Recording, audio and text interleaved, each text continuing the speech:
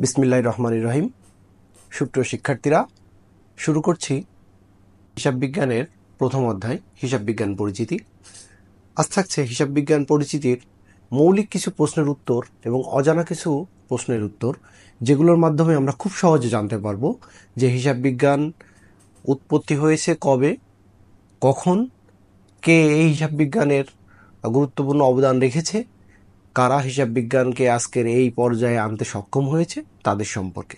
তো প্রথমেই হিসাব বিজ্ঞান আসলে কি? হিসাব বিজ্ঞান হচ্ছে একটা তথ্য ব্যবস্থা যেটা আজ থেকে ৫,০০০ বছর পূর্বে মানুষ, প্রাচীনকালে মানুষ এই হিসাব বিজ্ঞানের প্রয়োজনীয়তা বা হিসাব রাখার যে প্রয়োজনীয়তা সেটা অনুভব করেছে এবং কালক্রমে আজ হিসাব বিজ্ঞান এই পর্যায়ে পৌঁছেছে। তবে মজার একটা বিষয় হলো যে হিসাব বিজ্ঞান আসলে কি আমাদের হিসাব ব্যবস্থাপনাকেই গুরুত্ব প্রদান করে, নাকি বাস্তবিক জীবনে হিসাব বিজ্ঞানের প্রয়োজন রয়েছে? আসো জানি। হিসাব বিজ্ঞান আজ থেকে ৫,০০০ বছর পূর্বে এটার প্রথম গোড়াপত্তন হয় বলে জানা যায়। এছাড়া হিসাব বিজ্ঞানের যে সময়কাল সেটা ৩টা স্টেপে আমরা ভাগ করতে পারি বা বলতে পারি। সেটা হচ্ছে প্রাচীন যুগ, মধ্যযুগ এবং আধুনিক যুগ। তো এই আধুনিক যুগ পর্যন্ত হিসাব বিজ্ঞান যে এসেছে সেটার প্রয়োজনীয়তা কতটুকু? শুধু কি হিসাবের ক্ষেত্রে হিসাব বিজ্ঞানের প্রয়োজনীয়তা আছে, নাকি অন্য কোনো ক্ষেত্রেও হিসাব বিজ্ঞানের ব্যাপক প্রয়োজনীয়তা আছে?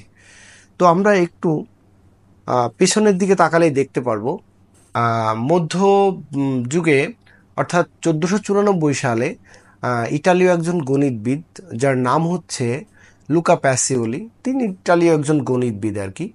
তো উনি সর্বপ্রথম এই দ্বৈত সত্তা বা দুই তরফা দাখিলা পদ্ধতির আবিষ্কার করেন এবং একটা বই লেখেন। বইটার নাম হচ্ছে Summa de Arithmetica Geometria Proportioni et and de proportion D লিটা।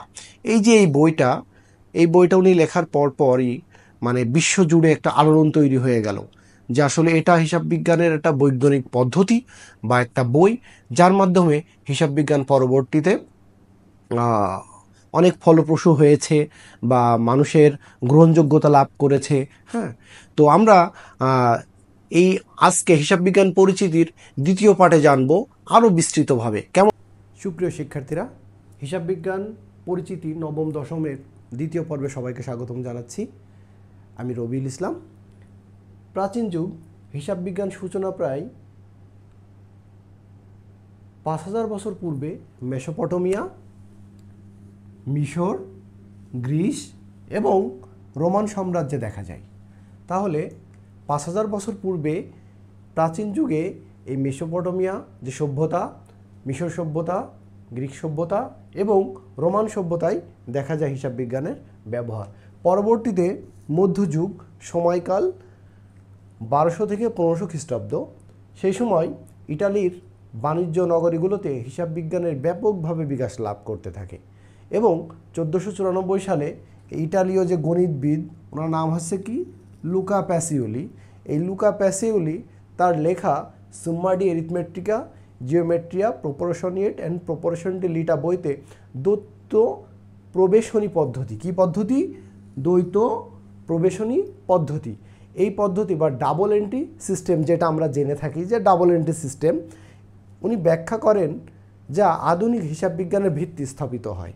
তাহলে এই যে লুকা প্যাসিওলি, এই ভদ্রলোকের কারণে কিন্তু এই যে হিসাব বিজ্ঞানের আজকে যে ডাবল এন্ট্রি সিস্টেম বা দুইটা পক্ষ, আমরা জানি যে হিসাবে দুইটা পক্ষ থাকে, দাতা এবং গ্রহেতা, এটা হচ্ছে এনার ভিত্তি প্রস্তুত করাই হচ্ছে এই লুকা প্যাসিওলি। পরবর্তীতে আধুনিক যুগ সময়কালটা হচ্ছে ১৭ থেকে বর্তমান, অর্থাৎ ১৭ শতক থেকে বর্তমান পর্যন্ত, যেটা আধুনিক হিসাব বিজ্ঞানের যুগ হিসেবে আমরা জানি। এবং এই আধুনিক যুগে বিশেষ করে যে ১৮০০ শতকের শিল্প বিপ্লব হয়, আমরা জানি ইংল্যান্ডে শিল্প বিপ্লব হলো। তো এই শিল্প বিপ্লবের পরে ১৯০০ শতকে চার্টার অ্যাকাউন্টেন্ট, অর্থাৎ সিএ, তোমরা সবাই জেনে থাকবে যে সিএ মানে চার্টার অ্যাকাউন্টেন্টস, যেটা রূপ লাভ করলো। পরবর্তীতে আবার ২০০০ শতকে বিভিন্ন আন্তর্জাতিক হিসাব সংস্থা, যেমন IFRS অর্থাৎ ইন্টারন্যাশনাল ফিনান্সিয়াল রিপোর্টিং স্ট্যান্ডার্ড, তারপর কি আসলো গ্যাপ, আমরা সবাই নাম জানি যে গ্যাপ, এই গ্যাপ হচ্ছে জেনারেলি অ্যাকসেপ্টেড অ্যাকাউন্টিং প্রিন্সিপাল গঠিত হলো।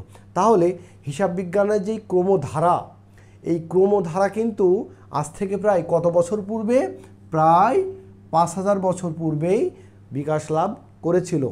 আমরা সহজে একটা কথাই বুঝতে পারলাম যে হিসাব বিজ্ঞান কিন্তু একটা হিসাব ব্যবস্থা, এটা কিন্তু মানুষের শুধুমাত্র হিসাবের সংরক্ষণ বা হিসাবের যে কার্যক্রম সেটা পরিচালনার জন্য ব্যবহার করা হয় তা না। হিসাব হচ্ছে একটা প্রক্রিয়া বা প্রসেস, যেটা প্রত্যেকটা প্ল্যানেই ওতপ্রোতভাবে জড়িত এবং কাজে লাগে। অর্থাৎ এই যে প্রাচীন যুগ থেকে শুরু করে আধুনিক যুগ পর্যন্ত প্রথম থেকে হিসাব বিজ্ঞানের ব্যবহার হয়ে এসেছে এবং আজ আমরা এআই এবং বিভিন্ন বড় বড় ইন্ডাস্ট্রিজ, শিল্প কলকারখানা এবং অতঃপর বড় বড় যেই প্ল্যানিংগুলো সেগুলো কিন্তু হিসাব বিজ্ঞান পদ্ধতি ব্যবহার করা হয়।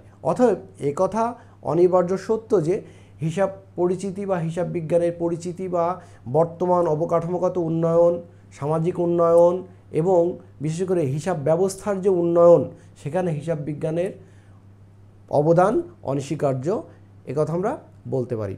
অতএব একথা আবারও বলতে চাই যে হিসাব বিজ্ঞান একটা আদি ব্যবস্থা, হিসাবের একটা প্রক্রিয়া, যেটা বৈজ্ঞানিক পদ্ধতিতে হিসাবের কার্যক্রম সম্পূর্ণ করে থাকে। পরবর্তী ক্লাসে আমরা হিসাব বিজ্ঞান পরিচিতির আরও বিশদভাবে জানব। ততক্ষণ পর্যন্ত সবাই ভালো থাকো, সুস্থ থাকো, এইচডি কনভার্সের সঙ্গে জুড়ে থাকো।